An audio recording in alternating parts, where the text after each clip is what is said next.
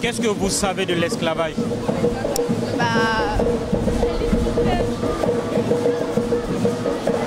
On sait que les Africains, ils ont beaucoup souffert pendant les esclavages. Et c'était une traite qui se faisait entre l'Atlantique.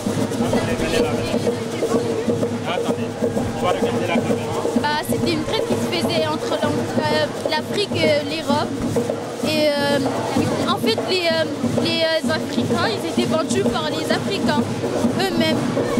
En fait, les Africains, une fois ils étaient vendus, ils partaient en Amérique pour travailler pour les Américains.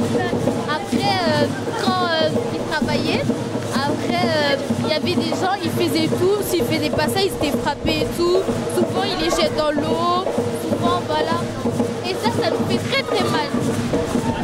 Et aujourd'hui, est-ce que vous en parlez des fois des effets de l'esclavage sur le continent africain aujourd'hui, sur les Africains que vous voyez un peu partout en Europe?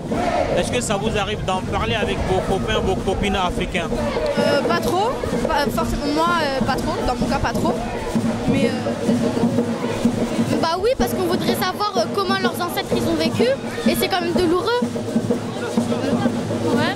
Souvent, en fait, souvent ils nous demandaient tout, ça s'est passé comment, parce qu'on a déjà fait en cours et tout. Et on demande plus comment ça s'est passé au professeur et tout, on s'explique entre nous. Voilà. Est-ce que vous pensez qu'aujourd'hui on doit expliquer cette histoire à ce que les Africains ont vécu? Est-ce que vous pensez qu'on doit l'expliquer plus souvent à l'école, à la télé, dans les médias, pour que tout le monde se rende compte des difficultés qu'ils ont pu traverser à travers des siècles? Oui, parce qu'il faut qu'on sache tout ce que maintenant on vit bien, mais eux avant ils n'étaient pas comme nous, ou comme les Africains de maintenant, ils n'étaient pas comme ça. Ils étaient maltraités, ils ont souffert, ils étaient vendus, ils n'étaient pas traités comme des humains. Je trouve qu'il faut leur faire comprendre comment les esclaves ils ont souffert il y a très longtemps. Et je trouve que oui, vous devez les expliquer car comme nous, cette année, nous avons appris l'esclavage, ça nous a vraiment touchés. Et on voudrait avoir... je veux que vous... passez le message. Oui, je veux que vous appreniez nos futurs enfants pour qu'ils comprennent comme quoi l'esclavage, ça pouvait tomber sur tout le monde, c'est pas que sur les Africains. Voilà, parce qu'il ne faut pas se moquer des Africains, parce qu'eux, ils étaient esclaves, comme quoi, nous, on peut en profiter de... Non, ça pouvait tomber sur n'importe qui. Aussi, moi, je veux qu'on dise, faut pas on va avoir la haine et tout, parce que voilà, c'est Dieu qui a voulu, je veux dire, mais voilà, c'est tout. Pour représenter Crémadingue. On passe par Rena. Pour représenter Crémadingue. La même. Au-delà de représenter Crémadingue, qu'est-ce que ça vous fait d'être présent ici, d'apprendre que certaines personnes ont été arrachées à leur terre, ont été vendues pour travailler de force dans des plantations? C'est triste. C'est vrai que ça déchire le cœur, mais ça fait plaisir de savoir que l'esclavage a été aboli. Et voilà, c'est normal, c'est bien qu'on commémore tout ça. Mais qu'est-ce que vous savez de l'esclavage qui a touché quand même pendant 300 ans les Noirs d'Afrique? On sait ce qu'on apprend à l'école. Quoi par exemple? Ils étaient maltraités, ils étaient... je sais pas comment dire, Ils ont fait beaucoup de voyages. Les voyages ont duré des années, qu'ils ont été mal nourris, traités comme, on peut dire ça comme ça, de la merde. Et puis c'était une période douloureuse. Et vous aujourd'hui, Adia, vous êtes africaine. Est-ce que vous vous dites que vous avez plus de chance que ces gens-là qui ont vécu à cette époque, qui ont été vendus comme du bétail? Est-ce que vous pensez que vous avez plus de chance qu'eux et que cette chance-là, vous devez l'utiliser pour pas qu'ils aient honte de vous au fond de leur tombe? Bah oui, c'est vrai que je suis heureux de ne pas être à leur place, parce qu'à leur place, j'aurais souffert, c'est vrai. Mais ouais, je suis contente. Ouais. Vous n'êtes pas africaine, mais vous avez vous avez forcément des copains, des copines africains. Est-ce que ça vous arrive de parler de ça avec de l'esclavage et de ce que ça a laissé comme trace sur les Africains? Non, on n'en parle pas. Pourquoi vous vous êtes déplacé pour venir à cet événement? Parce que comme déjà je suis couleur noire déjà de peau, ben c'est pas une obligation, mais je me sentais moi en moi-même, je me sentais de vouloir venir en fait, parce que c'est quand même quelque chose de d'extraordinaire, l'abolition de l'esclavage. Qu'est-ce que vous savez de l'esclavage?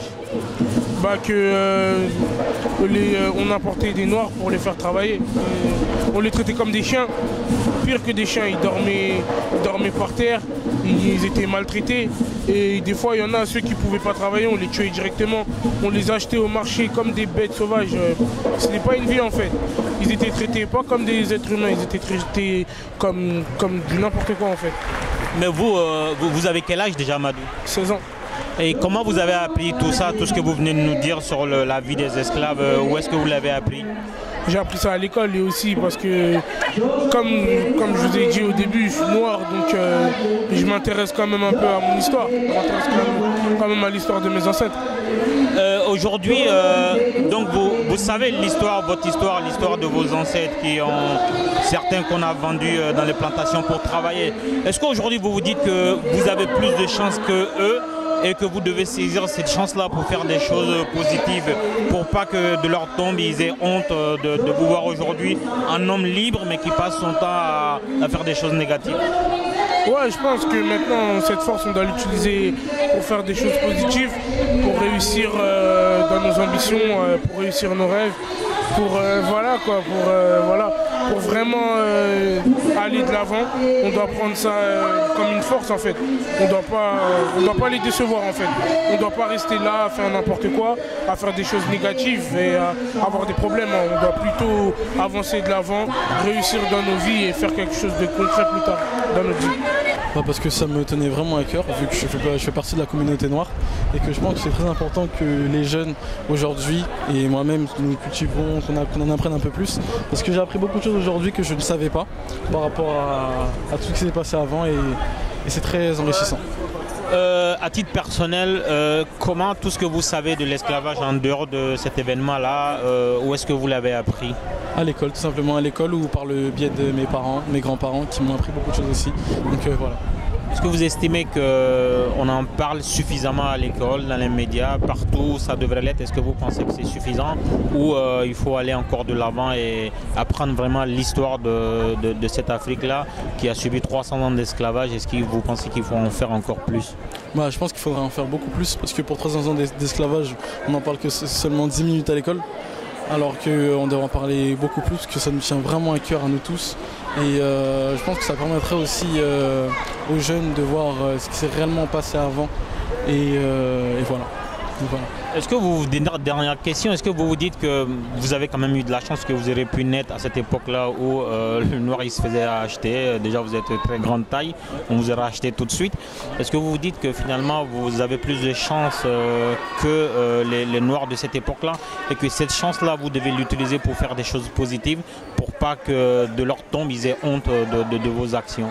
Oui, c'est clair, j'estime que j'ai énormément de chance de pouvoir vivre à cette époque-là plutôt qu'avant. Parce que je pense aussi qu'ils sont battus pour nous. Et je trouve que ce serait bien qu'aujourd'hui maintenant je leur montre qu'ils ne sont pas battus pour rien. Que je fasse de grandes choses pour prouver que les Noirs aussi, on sait faire beaucoup de belles choses et voilà. Tout à l'heure, vous me dites que vous êtes humoriste, donc vous êtes sur la voie pour faire des grandes choses. Expliquez-nous un peu qui vous êtes sur la scène, ce que vous faites et ce que vous faites de positif. D'accord, pour l'instant je fais des vidéos sur internet en tant que Tonio Life, vous pouvez me voir sur tous les réseaux sociaux. Et là j'envisage de faire de la scène un peu, pour me démarquer un peu. Et donc voilà, j'essaie aussi de faire passer des messages à travers mes vidéos. Concernant les Noirs, concernant les Arabes et toute autre ethnie possible et je trouve ça cool, donc voilà, merci.